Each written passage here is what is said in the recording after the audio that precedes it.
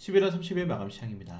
저는 국내 증시는 장마판에 외국인 투자자들의 패시브 자금, 오늘 MSCI 지수 리밸런싱이었죠. 패시브 자금이 유입이 되면서 크게 상승 마감을 했고, 특히 기관 금융투자들이 지금 제가 어제 마감 시장에서 걱정했던 게 어제 기관 금융투자들이 현재 국내 시장에 11월 달에 6조 가까운 수매수가 유입이 되었는데, 이게 매도세로 만약에 연속적인 전환이 된다면은 시장이 무너질 수 있다라고 우려했는데, 오늘 매수세 다시 한 번 더 전환을 하게 되면서 그런 우려를 약간 불식시켰습니다.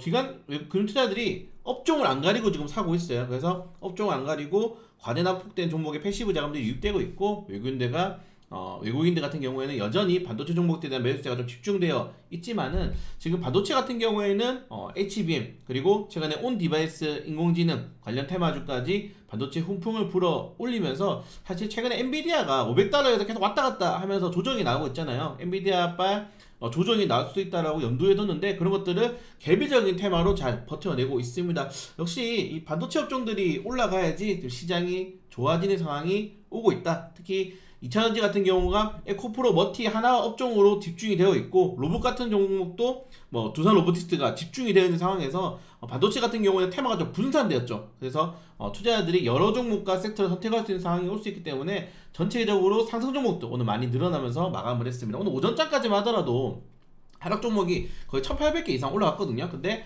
오후장 넘어가면서부터 외국인들 지수 들어오고 반도체 종목도 대부분이 상승하면서 좀 지수를 견인해줬다. 결국 내년까지 시장을 끌고 갈 거는 반도체밖에 없지 않나. 지금 올해 상반기에 2차전지가 시장을 끌고 갔는데, 2차전지에 대한 경고음이 너무 심합니다. 네, 2차전지 과열 그리고 리튬 가격이 좀 계속적으로 하락이 나오고 있고, 여기에 테슬라, 포드, 다른 전기차 업종들의 이 전기차 산업에 대한 투자가 축소되고 있는 상황에서 결국 금리 인하에 대한 가장 큰 수혜를 반도체가 가져갈 가능성이 높다는 점들, 이런 것들을 좀 본다면은 앞으로 반도체 종목들은 포트폴리오에 넣어 두셔야겠죠. 네. 그리고 전체적으로 좀 아쉬운 내용도 있습니다. 왜냐면은 지수가 이렇게 많이 오르는데, 최근에 지수가 2400에서 2500포인트까지 한 달 만에 올랐어요. 근데 예탁금이 안 오르고 있습니다. 지금 고객 예탁금이 50조 원은 못 넘기고 있어요. 그러니까 고객 예탁금이 잠깐 늘어날 때는 이제 대형 IPO 신규 사양 종목이 있을 때 고객 예탁금이 늘어났다가 빠지는 모습이 나왔는데, 신용잔고가 14조 원에서 17조 원까지 3조 원 늘어날 동안 예탁금이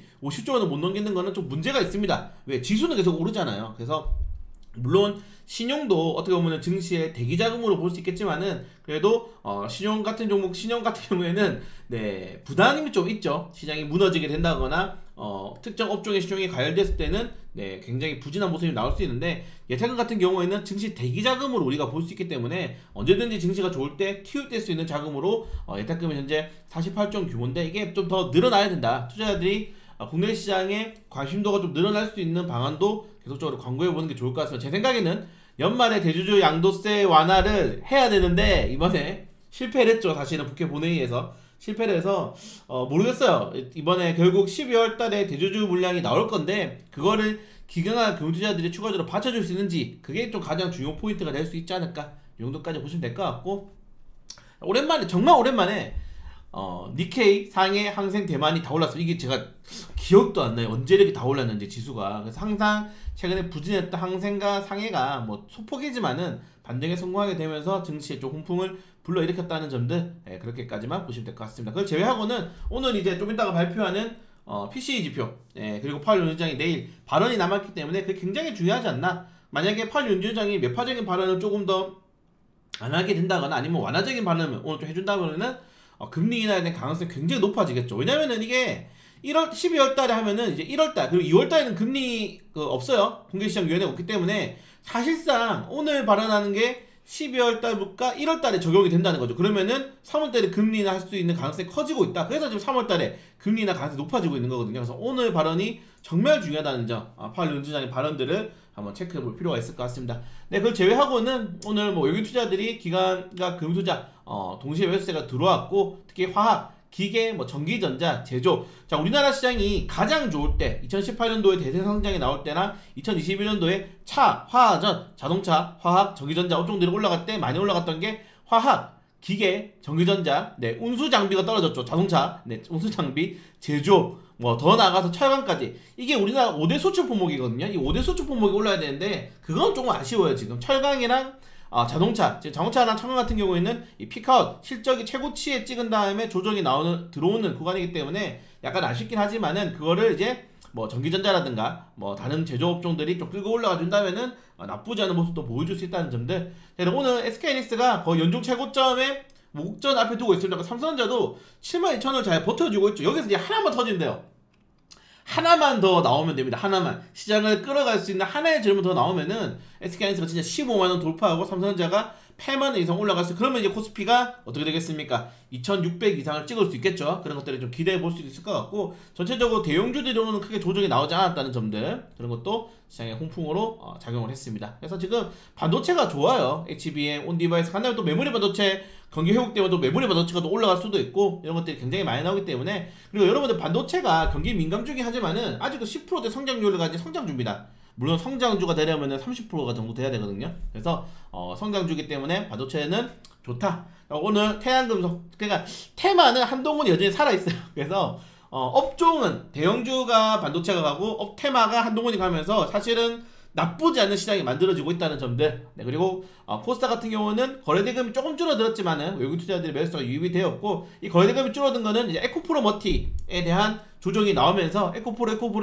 BM도 여기 거래대금이 좀 줄어드는 모습도 보여주면 연동이 되어 있는 주식이에요. 이 지수는 다르지만은. 그래서 올라갔고, 그리고 NMF가 오늘 응급제가 이런 테마로 엮이면서 단기적인 반등이 나왔다는 점들, 용도까지만 보시면 될 것 같고, 다만 좀 불진한 게 지금 최근에 이제 엔터주랑 게임주가 너무 크게 하락이 나오고 있잖아요. 특히 게임주 같은 경우에는 실적 부진과 신작에 대한 기대감이 하락돼 있다. 특히 뭐 카카오게임즈, 펄어비스가 완전히 그냥 엉망진창 행동을 보이고 있기 때문에 여기에 대한 부담감이 크고, 엔터주도 같은 경우는 중국에서 이제 앨범 공동 판매 이런 것들을 공동 구매를 제한한다. 그리고 실제로 꺾였죠. 앨범 판매 꺾이면서 엔터주들이 지금 SM 같은 경우는 시가총액 15일을 이탈해 버렸어요. 그 정도로 부진한데 이게 어떻게 될지 모른다. 다만 그런 것들을 지금 반도체랑 2차전지가 받쳐주고 있는데, 코스닥은 당분간 지수 대형주들은 올라가기 좀 힘든 분위기가 나오지 않을까? 왜냐면은 엔터 게임주들을 이걸로 끌고 올라갈 수는 없거든요. 그래서 좀 부담감이 생길 수 있다는 점들 체크하시면 좋을 것 같습니다. 그리고 뭐 오늘 레번 텔레필드 상한가가 나왔고, 오늘 제가 오늘 실수한 거죠. 전고체 배터리를 너무 우습게 봤다. 사실은 1170억이면은 진짜 얼마 안 되는 규모거든요. 네, 근데 이거를 시장에서 받아들이면서 막 상한가를 보냈어요. 그래서 지금 시장이 재료가 많이 좀 목마르구나, 그런 걸 다시 한번 더 느끼는 하루였습니다. 그래서 전고체 배터리 테마주들의 강세가 나왔다는 점들 용도까지만 보시면 좋을 것 같습니다. 시간으로는 STO 증권형 토큰 테마주가 올라갔는데, 제가 어제 이거 테마주 올려드렸습니다.